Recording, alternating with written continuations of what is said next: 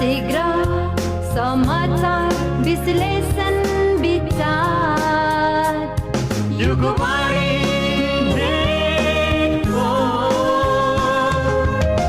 विकासमा सहभागिताका लागि युगवाणी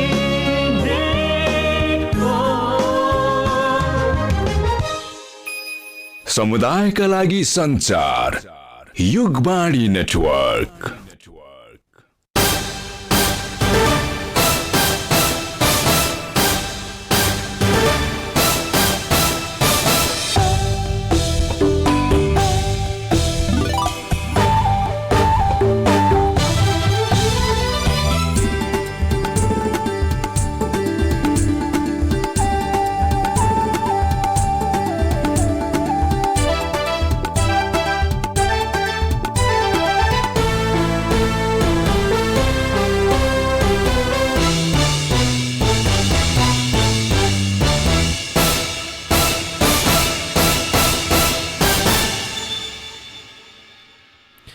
नमस्कार। युगवाणी मिडिया नेटवर्कले राजधानीमा तयार पारेको बिहान 9:30 बजेको खबरबानीबाट प्रज्वल साक्यको। खबरबानी काठमाडौँमा रेडियो उपत्यका 87.6 मेगाहर्ज र रेडियो उपत्यका.com.np मार्फत सुनिरहनु भएको छ। खबरबानी सुरु गरौं मुख्य खबरका शीर्षकबाट।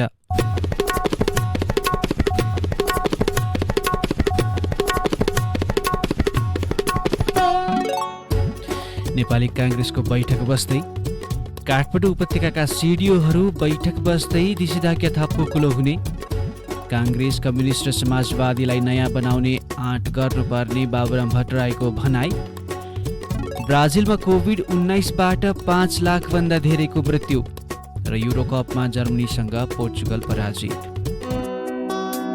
ओ माय गॉड विनिता, तिम्रो घरमा त अल्ट्राटेक ब्रान्डको सामान मात्रै पो देख्छु। हो नि, हाम्रो घरमा त अल्ट्राटेक ब्रान्डका घरायसी सामानले भरिएको छ। बलियो र टिकाउका साथै भरपर्दो सेवाको लागि ढुक्क छु। त्यही त, kitchen chimney, cooking range, oven, fridge, induction चुलो, इन्फ्रारेड चुलो, स्ट्यान्ड फ्यान, वल फ्यान र आरो फिल्टर पनि रहेछ। यो आरो फिल्टरमा त तातो पानी र चिसो पानी पनि आउँछ, अनि तरकारी फलफुल पखाल्न डिटक्सिफायर पनि छ। म पनि आजै अल्ट्रा सोरुम जान्छु र सबै सामान लिएर आउँछु। कहाँ जाँदा उचित होला? अल्ट्राका घरायसी सामान देशैभर उपलब्ध छ। नजिकैको डिलर तथा डिस्ट्रिब्युटरमा जाने नि। For more details, visit www.ultragroup.com.np.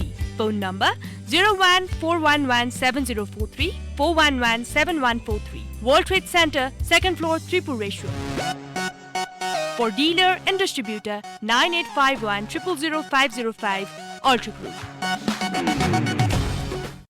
के तपाईमा 3 दिनदेखि 100 डिग्री भन्दा बढी ज्वरो, रुगा खोकी, श्वास प्रश्वास, पखाला लाग्ने, टाउको र शरीर दुख्ने मध्ये कुनै एक वा एक भन्दा बढी लक्षण देखिएको छ? त्यस्तो लक्षण कोभिड-19 को निमोनिया हुन सक्छ। त्यस्तो लक्षण देखिएमा चिकित्सक वा स्वास्थ्य कर्मीको परामर्शमा जाऊ। चिकित्सक वा स्वास्थ्य कर्मीको परामर्शमा मात्रै उपचार विधि अवलम्बन गरौँ। कोभिड-19बाट आफू, आफ्नो परिवार र समुदायलाई बचाउन अनिवार्य मास्क प्रयोग गरौँ। सामाजिक दूरी पूर्ण रूपमा पालना गरौँ। धेरै जना भेला हुने ठाउँमा आफू नजाऊ र अरूलाई पनि नजान प्रोत्साहित गरौँ। मिची मिची साबुन पानीले 1 मिनेटसम्म हात धौँ। आफ्नो अमूल्य जीवन डर, त्रास र चिन्तामा होइन, सावधानी अपनाएर आफू बचौँ र अरूलाई रोग सार्नबाट बचाऊ। प्रदेश सरकार, आन्तरिक मामिला तथा कानून मन्त्रालय, संचार रजिस्ट्रारको कार्यालय, बागमती प्रदेश।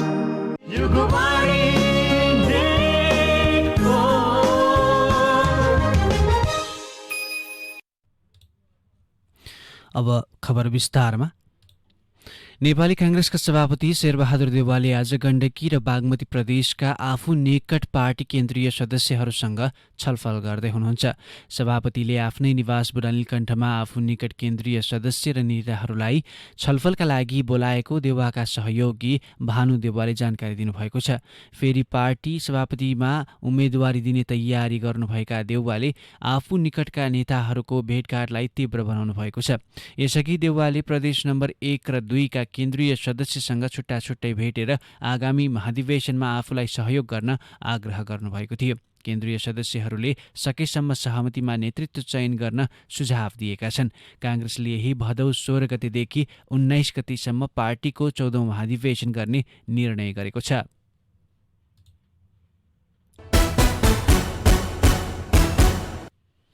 नेकपा माओवादी केन्द्र नेतृत्वको कर्णाली प्रदेश सरकारमा सहभागी भएका एमालेका मन्त्रीहरूले तत्काल फिर्ता नहुने जनाएका छन्। उनीहरूले संसदीय दलले सरकारबाट फिर्ता हुन दिएको निर्देशन अवैधानिक भएको भन्दै केन्द्रको विवाद समाधान र सर्वोच्च अदालतको अन्तिम फैसला नआएसम्म आफूहरू सरकारबाट फिर्ता नहुने प्रश्न पारेका हुन्।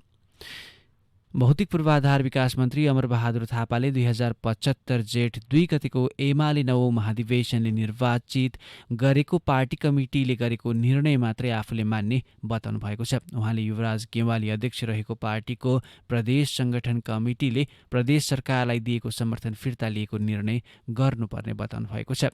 थापाले नवौं महाधिवेशनले निर्वाचित गरेको पार्टी कमिटीले गरेको निर्णय आफूहरू मान्न तयार रहेको भन्दै त्यसो नभए आफूहरू सरकारबाट फिर्ता नहुने उल्लेख गर्नुभएको छ।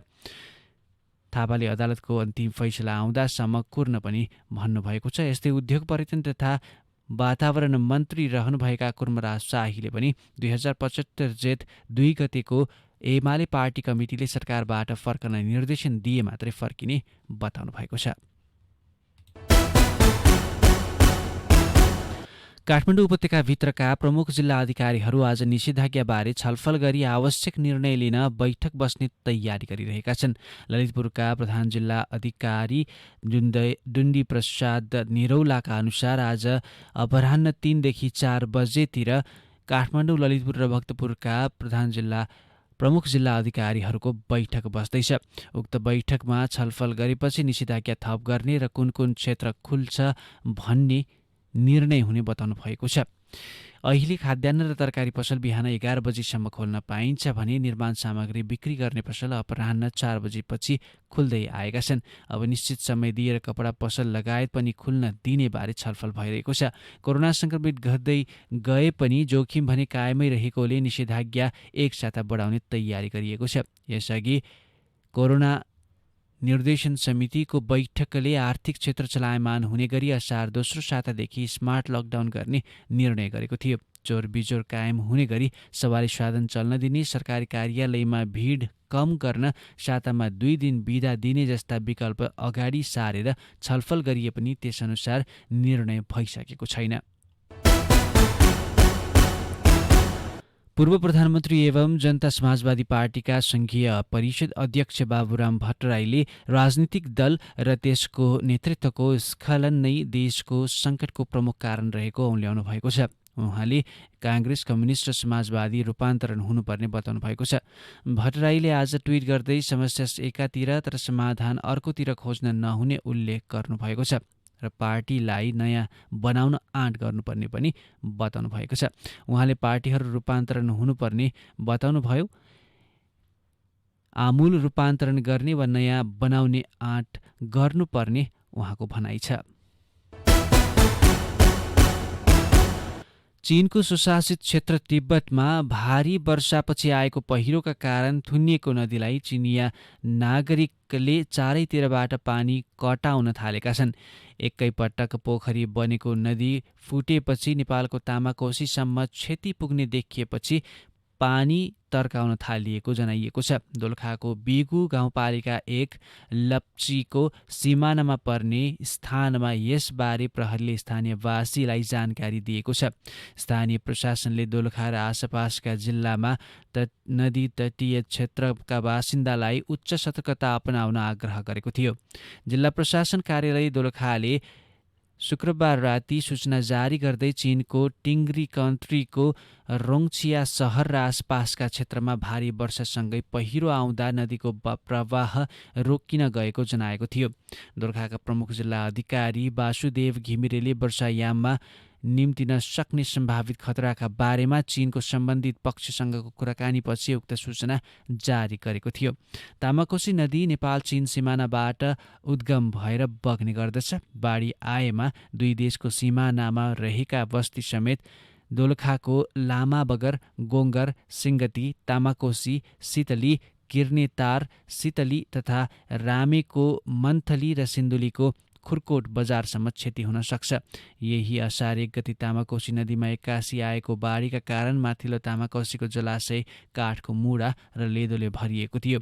सो मुढा र लेदोलाई पनि झिक्किएको आयोजनाले जनाएको छ। आयोजनाका बाढी आउने सूचनापछि माथिल्लो तामाकोशीको जलाशयको सतह 9 मिटर घटाइएको छ भने बालुवा ठिगार्ने पोखरी पुरै खाली गरिएको छ। जलाशयको पानी घटाएर न्यूनतम बिन्दुमा झारिएका कारण तामाकोशी नदीमा बाढी आइहाले पनि कम्तीमा 1-1.5 घण्टा बाँधले थेक्न सक्ने जनाइएको छ। महाकाली र त्यसका ससाना सहायक नदीमा आज पानीको बहाव बढेर खतराको तह आसपास पुग्न सक्ने बाढी पूर्वानुमान महाशाखाले जनाएको छ। सतर्कता तह पार गरेर खतराको तहमा पानीको बहाव पुग्न सक्ने भएकोले तटीय क्षेत्रमा सावधानी अपनाउन आग्रह गरिएको छ।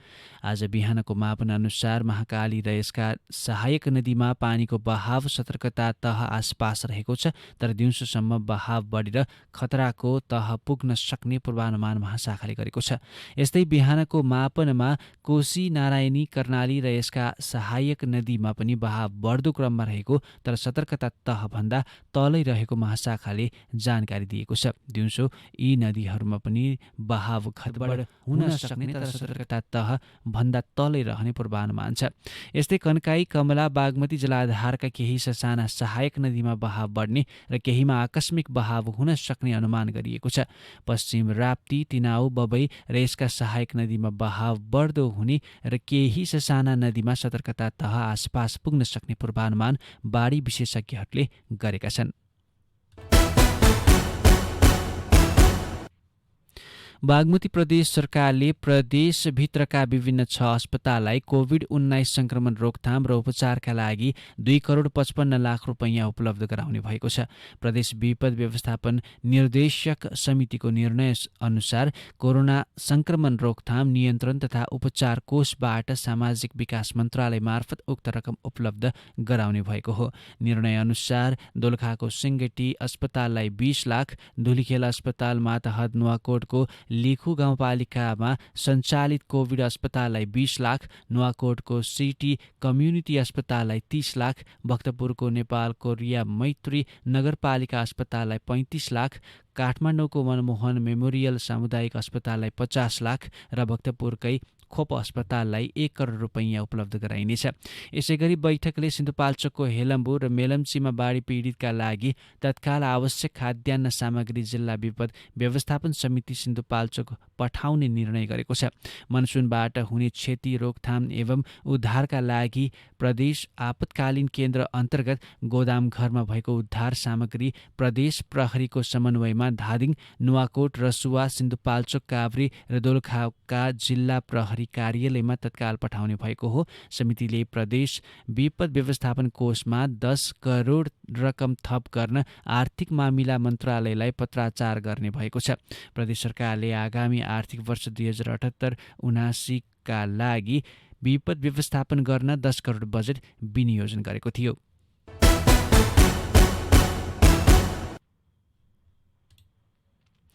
नेपाली कांग्रेसका नेता एवं पूर्व सञ्चार राज्य मन्त्री तप्तबहादुर बिष्टको कोरोना भाइरसको संक्रमणबाट निधन भएको छ।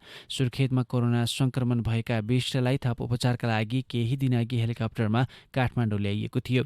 मेडिसिटी अस्पतालमा उपचारको क्रममा आइतबार बिहान 5 बजेतिर उहाँको निधन भएको पारिवारिक स्रोतले जनाएको छ। लामो समय कांग्रेस सुर्खेतका सभापति रहनुभएका बिष्ट 2070 सालमा सुर्खेत क्षेत्र नम्बर 3बाट संविधान सभा सदस्य निर्वाचित हुनुभएको थियो।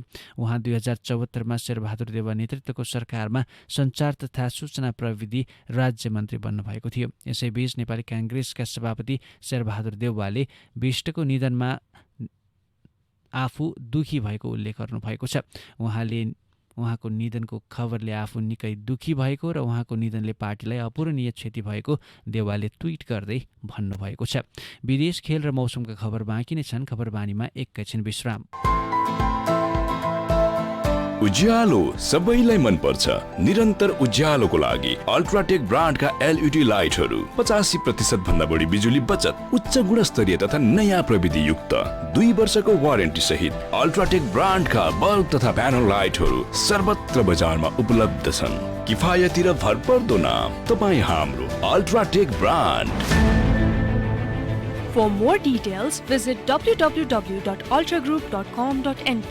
Phone number 014117043, 014117143. World Trade Center, 2nd floor, Tripureshwar. For dealers and distributors, 9851 000505, 9851 000505. Ultra Group. चट्याङ, हुरी, बतास, भूकम्प, बाढी पहिरो, आग लागे यस्तो विपद कुनै पनि बेला जतासुकै आउन सक्छ। विपदबाट बस्न पूर्व तयारी नै उत्तम उपाय हो। विपदका बेला सरकारले प्रवाह गर्ने सूचनामा ध्यान दिउँ। प्रत्येक टोलमा एउटा खुला ठाउँ बनाउने उत्प्रेरणा जगाऊ। त्यही खुला ठाउँले विपदमा ज्यान जोगाउँछ। तर चट्याङ आउँदा घरबाट बाहिर ननिस्क्यौँ र विद्युतीय सामग्री प्रयोग नगरौँ।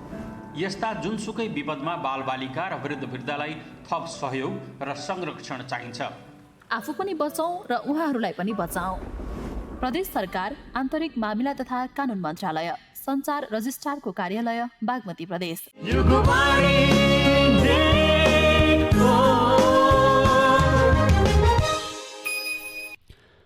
खबरबानीमा पुनः स्वागत छ। अब विदेशका खबर। ब्राजिलमा कोरोना भाइरसको संक्रमणका कारण मृत्यु हुनेको संख्या 5 लाख नागेको छ। विश्वमा कोभिड-19बाट धेरैको ज्यान जाने देशको सूचीमा ब्राजिलमा अमेरिकापछि दोस्रो नम्बरमा छ। खोप अभियानको गति सुस्त हुँदा महामारी आउँदा दिनमा थप गम्भीर बन्न सक्ने चेतावनी विज्ञले दिएका छन्। राष्ट्रपति जायर बोल्सोनारोले सामाजिक दूरी सहितका सावधानीका उपायहरू अस्वीकार गर्दै जाँदा ब्राजिलमा संक्रमण फैलिरहेको छ। ब्राजिलमा अहिलेसम्म मात्रै 15% वयस्कहरूले पूर्ण रूपमा खोप लगाएका छन्। सरकारले कोरोना भाइरसको महामारी नियन्त्रणमा लिन गरेका प्रयासका पर्याप्त नभएको भन्दै आलोचना हुने गरेको छ। यस सम्बन्धमा संसदले अनुसन्धान गरिरहेको छ। ब्राजिलमा कुल संक्रमितको संख्या 1,78,83,000 भन्दा बढी पुगेको छ।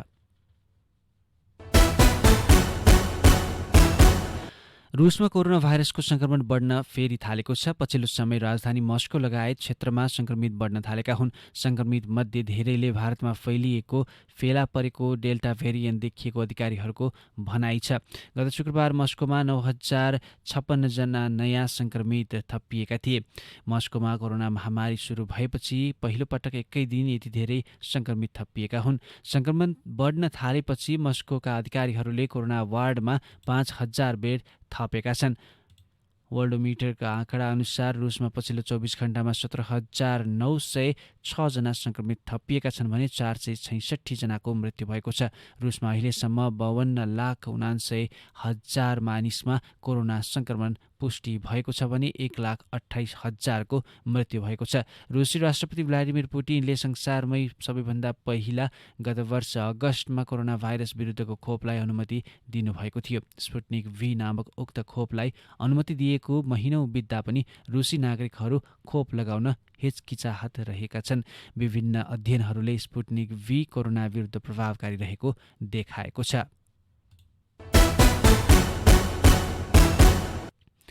इरानको राष्ट्रपतिमा कट्टरपन्थी धर्मगुरु इब्राहिम राइसी निर्वाचित हुनुभएको छ। 3 जना प्रतिस्पर्धीलाई हराउँदै राइसी इरानको 13औं राष्ट्रपतिमा निर्वाचित हुनुभएको छ।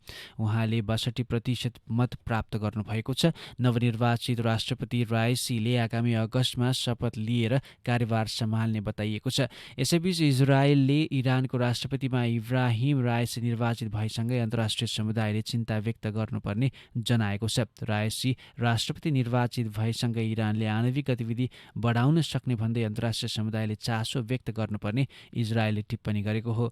इजरायलको विदेश मन्त्रालय प्रवक्ता लियर हैतले नवनिर्वाचित राष्ट्रपति राइसीले यसअघि नै आणविक गतिविधि बढाउने सङ्केत गरेको भन्दै यसको परिणाम सुखद नहुने भन्दै चिन्ता व्यक्त गर्नुभएको छ। निर्वाचनको परिणाम आए लगत्तै उहाँले आफूले इरानका नागरिकको चाहना अनुसार नै काम गर्ने प्रतिबद्धता जनाउनु भएको छ।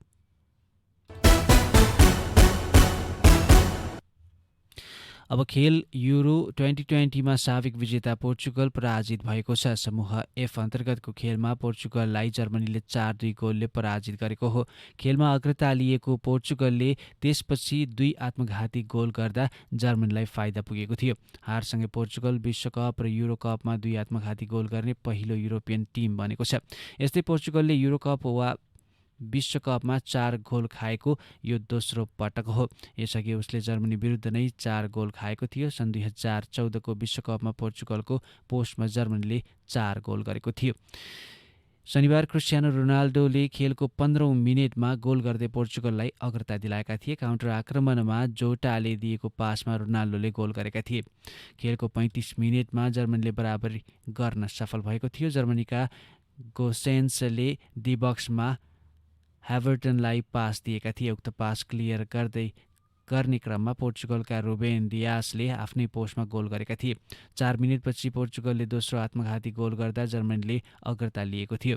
यसपटक किमिचले प्रहारलाई रोक्ने क्रममा पोर्चुगलका गुइरेरोले आफ्नै पोस्टमा गोल गरेका थिए। पहिलो हाफमा 2-1 ले अघि रहेको जर्मनीले 51 मिनेटमा तेस्रो गोल गरेको थियो।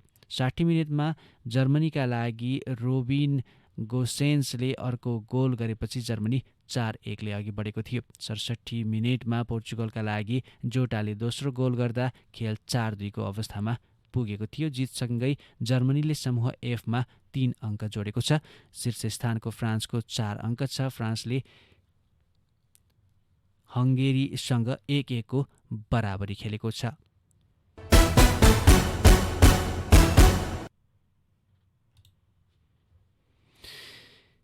स्पेनले युरोकप फुटबलमा फेरि बराबरी खेलेको छ। पोल्यान्डले 1-1 गोलको बराबरीमा रोकेको हो। यसअघि सुरुवाती खेलमा स्विडेन र स्पेन बीच गोल रहित बराबरी भएको थियो। सेभिया स्थित काटुर्जा रङ्गशालामा अल्भारो मोराटाले 25औं मिनेटमा घरेलु टोलीलाई अग्रता दिलाएका थिए। 54औं मिनेटमा रोबर्ट लेभान्डस्कीले पोल्यान्डलाई बराबरी अवस्थामा फर्काएका थिए। स्पेनले बुधबार अन्तिम खेलमा स्लोभाकियाको सामना गर्दैछ। दोस्रो चरणमा पुग्न उक्त खेल जित्नै पर्ने बाध्यता रहेको छ।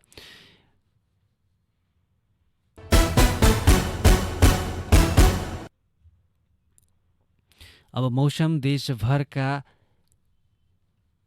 आज मौसम सामान्यदेखि पूर्ण बदली भई धेरै स्थानमा हल्कादेखि मध्यम वर्षा हुने जल तथा मौसम पूर्वानुमान महाशाखाले जनाएको छ। देशभर मनसुन वायुको प्रभाव रहेको छ। यस्तै दक्षिणी भूभाग नजिक मनसुनी न्यून चापीय रेखा बनेकाले पनि बदली तथा वर्षाको सम्भावना बढाएको हो। अहिले देशभर सामान्यदेखि पूर्ण बदली रही प्रदेश 1, प्रदेश 2 र सुदूरपश्चिम प्रदेशका थोरै तथा बाँकी प्रदेशका 1-2 स्थानमा हल्कादेखि मध्यम वर्षा भइरहेको महाशाखाले जनाएको छ। आज दिउँसो देशभर सामान्यदेखि पूर्ण बदली रहनेछ। धेरै स्थानमा हल्कादेखि मध्यम वर्षाको सम्भावना रहेको छ। यसैगरी राति पनि देशभर सामान्यदेखि पूर्ण बदली रहनेछ। धेरै स्थानमा हल्कादेखि मध्यम वर्षाको सम्भावना छ। प्रदेश 1, प्रदेश 2 तथा बागमती प्रदेशका थोरै स्थान र बाँकी प्रदेशका 1-2 स्थानमा मेघगर्जन र चट्याङसहित भारी वर्षा हुनेछ। पहाडी भूभागमा पहिरो तथा गेग्रान बहावको जोखिम रहेको, नदी नाला तथा खहरी खोलाहरूमा पानीको सतह बढ्न सक्ने तथा यातायात क्षेत्र प्रभावित हुन सक्ने भएकाले आवश्यक सतर्कता अपनाउन विभागले जनाएको छ। खबरबानीको अन्तिममा मुख्य खबरका शीर्षक फेरि एकपल्ट।